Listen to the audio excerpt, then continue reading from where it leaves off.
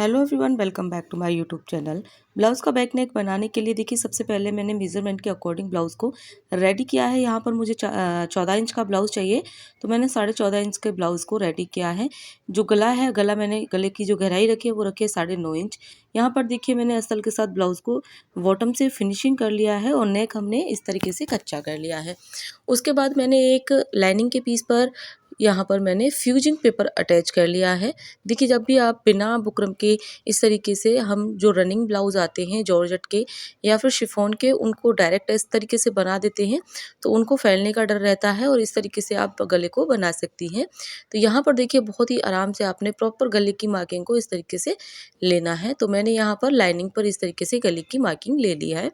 अब करीबन यहाँ पर 1.5 से 2 इंच तक जितना भी आप रख सकते हैं उस तरीके से हमने यहाँ पर एक्स्ट्रा मार्जिन रखते हुए हम कट कर लेंगे।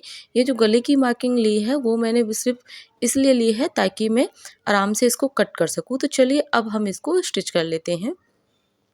तो साइड से हमने 1/4 इंच फोल्ड करते हुए इस तरीके से इसको प्रॉपर स्टिच कर लेंगे और यहाँ पर आप एक बार और यहाँ पर स्टिचिंग लगा दें ताकि कहीं से भी आपका जो पेपर है वो खुला नहीं रहना चाहिए, जो फ्यूजिंग वाला पेपर है। तो हम इस तरीके से प्रॉपर इसकी कटिंग कर लेंगे। अब यहाँ पर देखिए इसका सेंटर हम कुछ इस तरीके से निकालेंगे। कट करने की यहाँ पर ज़रूरत नहीं है क्योंकि हमने नेक को पहले ही कट कर के रखा है, तो यहाँ पर कटिंग से हमें सेंटर नहीं मिलेगा। तो इस तरीके से प्रॉपर हमें मार्किंग से सेंटर यहाँ पर निकाल के रखना है। तो यहाँ पर देखिए मार्किंग से मेरा सेंटर निकल गया है। अब यहाँ पर देखिए सेंटर, देखिए इस तरीके से हमारा सेंटर होगा। हम इस तरीके से रखेंगे इसको। तो हमने इसको सीधा अपना यहाँ पर उल्टा रखा हुआ है, सीधा अंदर की तरफ रखा है। तो इस तरीके से ऑल पिन से सबसे पहले हम इसको सेट कर लेते हैं। ऑल पिन से सेट करने के बाद देखिए हमने 2.5 इंच पर मार्किंग करनी है, जिसपे कि हम यहाँ पर डोरी को अटैच करेंगे, जो कि हम इनविजिबल डोरी अटैच करते हैं। तो डोरी मैंने इस फैब्रिक से सेम बनाई है क्योंकि ये जॉर्जेट का फैब्रिक है, तो बहुत ही लाइट फैब्रिक होता है, इससे आराम से डोरी बन जाती है। तो देखिए इस तरीके से रखते हुए सबसे पहले हम इसकी स्टिचिंग कंप्लीट करेंगे। तो इस तरीके से जो भी आपके जॉर्जेट या शिफॉन के जो हल्के कपड़े में रनिंग ब्लाउज आते हैं उनका भी डिज़ाइन आप इजीली बना पाती हैं। तो आप एक बार वीडियो को पूरा देखिए, आपको इजीली समझ में आ जाएगा। तो यहाँ पर राउंड मैंने नेक तैयार किया हुआ है।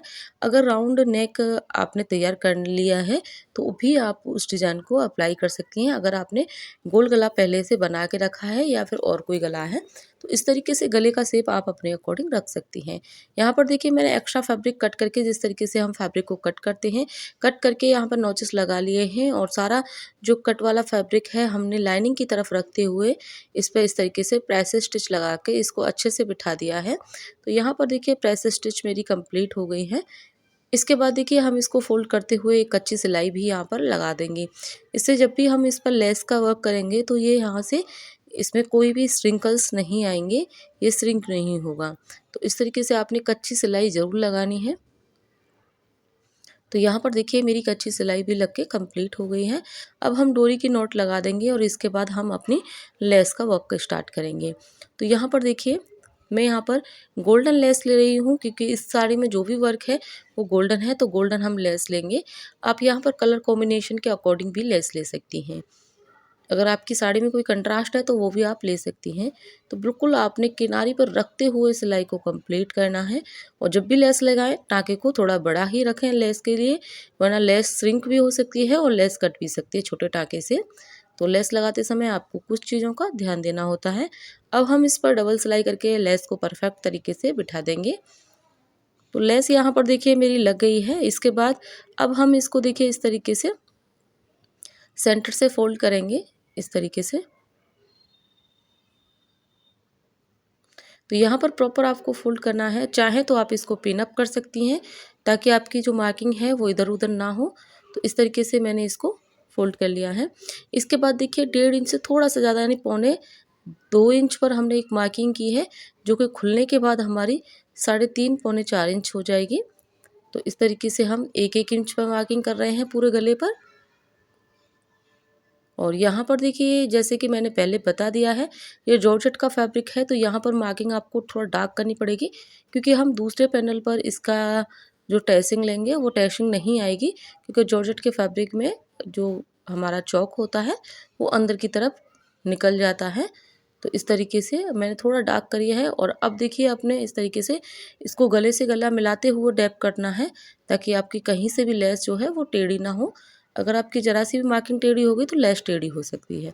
अब इस तरीके से देखिए हम इसको इस तरीके से जो भी हमें ट्रेसिंग मिली है दोनों उसी ट्रेसिंग पर हम मार्किंग कर देंगे अच्छे से डार्क, ताकि हमें अच्छे से ट्रेसिंग यहाँ पर मार्किंग मिल सके।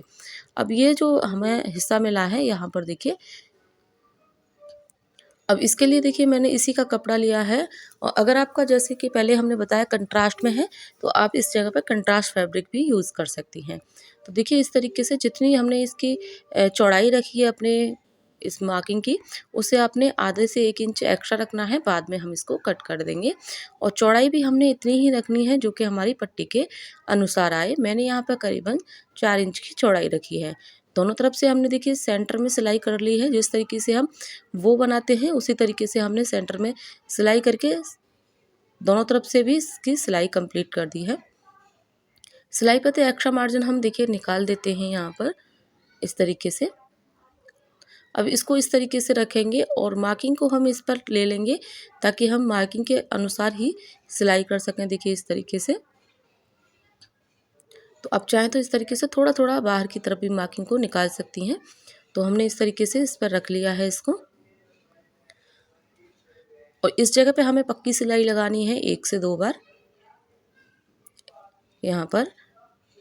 और इसको हम देखिए यहाँ से वापस उतार देंगे सिलाई को। इसी तरीके से हम इधर की तरफ भी सिलाई कंप्लीट करेंगे लगाकर। इधर भी हम इस तरीके से सिलाई कंप्लीट करेंगे।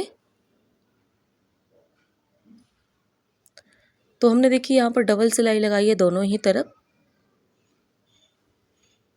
अब यहाँ पर देखिए आपने इस तरीके से अपने पैनल को पकड़ना है और उसके बाद ही आपने ऊपर से फैब्रिक को कट करना है। और इस चीज़ का ध्यान रखें कि आपका जो मेन फैब्रिक है वो नहीं कटना चाहिए। तो इस तरीके से हमने देखिए हमने फैब्रिक को कट कर दिया है। बिल्कुल सिलाई पर ही हमने फैब्रिक को रखा हुआ है। अब हम सेम लेस लेंगे जो कि हमने अभी ली थी। आप इस लेस के साथ साथ यहाँ पर समोसा लेस का भी यूज़ कर सकती हैं, लेकिन हमने इसको इतना हैवी नहीं बनाना है, तो हम सिंपल लेस यूज़ कर रहे हैं। तो यहाँ पर देखिए जहाँ तक स्ट्रेट हमारा पैनल है वहाँ तक हम स्ट्रेट रखेंगे और यहाँ से एक कॉर्नर बनाते हुए हम इसको मूव कर देंगे। देखिए इस तरीके से आप किसी भी टूल की हेल्प से इसको इस तरीके से कर सकती हैं। अब इसके बाद हमने जितनी भी मार्किंग की है मार्किंग के अनुसार ही हमने इस तरीके से सिलाई करनी है। और इसके बाद एक बार और सिलाई करनी है, ताकि दोनों तरफ से हमारी पक्की यहाँ पर सिलाई हो सके। तो यहाँ पर देखिए सिलाई मेरी कंप्लीट हो गई है। तो इसी तरीके से हमने इधर की तरफ भी सिलाई कंप्लीट करनी है। तो देखिए दोनों तरफ मेरी सिलाई कंप्लीट हो गई है। सिलाई कंप्लीट करने के बाद देखिए हमने यहाँ पर देखिए मेरा ये 3.25 3.5 के हिसाब से आया। तो हम क्या करेंगे, इसको इस तरीके से 3.5 पर हम इस तरीके से मार्किंग कर लेंगे, ताकि हमें एक सेंटर मिल सके। और यहाँ पर मैंने सुई में धागा डाल के लिया है। यहाँ पर मैंने सुई में 4 लेयर थ्रेड को डाला है और इस तरीके से छोटे छोटे हमने नोचेस लगाने हैं। ध्यान रखें, अगर हमने इसको पूरा नहीं बंद करना, सिर्फ इतना हमने इसको रखना है और यहीं पे एक टाई कर देना है धागे को अच्छे से। अगर आपने इसको पूरा बिल्कुल बंद करना है, वो बनानी है, तो आपको इसको आधा इंच लूज यहाँ पर अटैच करना होगा, या फिर पहले से ही आपने वो बना के रखनी होगी। यहाँ पर मैं 6 मोती का यूज़ कर रही हूँ। आप चाहें तो ज़्यादा भी यूज़ कर सकती हैं, जितने मोती आपके यहाँ पर लग सकें। तो यहाँ पर देखिए मैंने 6 मोती यहाँ पर लगाए हैं। तो मुझे ये मोती ज़्यादा लग रहे हैं तो मैं 1 मोती यहाँ से निकाल दूँगी। अब इस तरीके से हम इसमें देखिए हमने धागा डाला है और इस तरीके से हम इसको सेट करते हुए मोतियों को, और ऊपर से हम इस पर क्रॉस सिलाई करेंगे। जिस तरीके से हम मोतियों को एक साथ लगाने के बाद क्रॉस में सिलाई करते हैं। अगर आपको नहीं समझ में आ रहा तो मुझे कमेंट कीजिएगा, मैं आपको ईज़िली बहुत ही डिटेल में समझाऊंगी कि क्रॉस सिलाई हम किसे बोलते हैं, किस तरीके से करी जाती है, और इस तरीके के ही वर्क पे हम क्रॉस सिलाई करते हैं। तो इस तरीके से हम इस पर प्रॉपर यहाँ पर देखिए मैं आपको अच्छे से दिखा पाऊँ, तो यहाँ पर इस तरीके से हम मोती के ऊपर होकर क्रॉस करके सिलाई को कंप्लीट करेंगे। देखिए इस तरीके से। और यहाँ पर बिल्कुल प्रॉपर आपने मोतियों को एकदम इक्वल ही रखना है। और इस तरीके से हम बैक में जाकर यहाँ पर नॉट लगाकर स्टिचिंग कंप्लीट कर देते हैं। अब यहाँ से हम धागे को करेंगे अलग। तो कुछ इस तरीके से हमारा डिज़ाइन होगा। इस जगह पर आप मोती के साथ टैसल्स का भी यूज़ कर सकते हैं। डिज़ाइन बन के रेडी है। उम्मीद करती हूँ आपको वीडियो अच्छी लगी होगी। वीडियो अच्छी लगी तो लाइक शेयर चैनल को ज़रूर सब्सक्राइब करें। मेरे चैनल को ज़रूर विजिट करें, वहाँ पर जाकर ज़रूर देखें कि आपको किस तरीके के डिज़ाइन मिल सकते हैं। यहाँ पर हम बाद में इस तरीके से बटन पेस्ट कर देंगे। Thanks for watching.